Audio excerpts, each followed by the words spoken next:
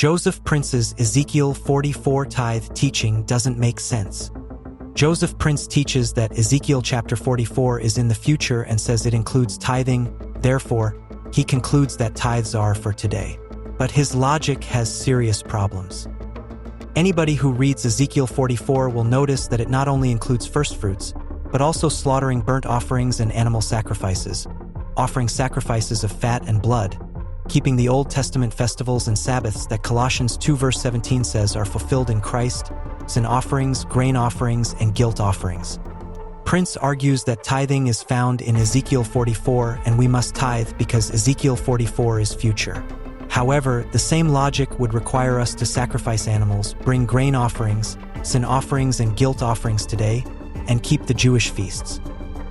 Furthermore, if the book of Ezekiel had the word tithes in it, it would be referring to tithe statutes as commanded in the law of Moses. All the other statutes it refers to are in the Mosaic law. But the tithe statutes found in Numbers 18, Leviticus 27, and Deuteronomy 12, 14, and 26 are all vastly different practices than the modern tithing that Prince proposes. None of them were monetary offerings. The tithe was one of many offerings of animals and grains.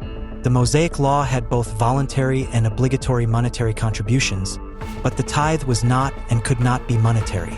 The law of Moses warns strictly against adding to or removing from any of its ordinances.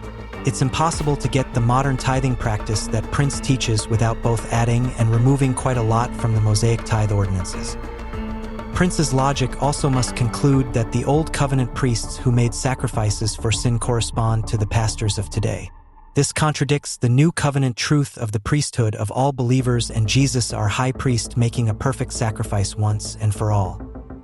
Finally, Ezekiel 44 doesn't even have the word tithe in it. Prince says the word firstfruits in verse 30 refers to tithes. Assuming firstfruits and tithes were the same thing is a basic but common error.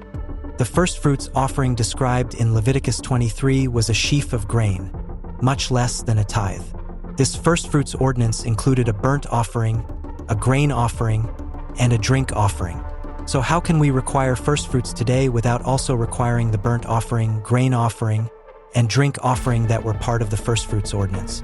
The firstfruits offering in Deuteronomy 26 is only a small basketful, also much less than a tithe. Firstfruits and tithes were given at different times and used in different ways.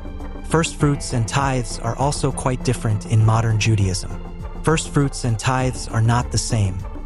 In short, Joseph Prince uses a chapter of the Bible that doesn't even mention tithes in order to argue that Gentile Christians must follow modern tithing commands which are vastly different from even the Jewish tithes. His argument that Ezekiel 44 is about the future, so Christians must obey it, would require us to offer animal sacrifices and sin offerings today if it were valid.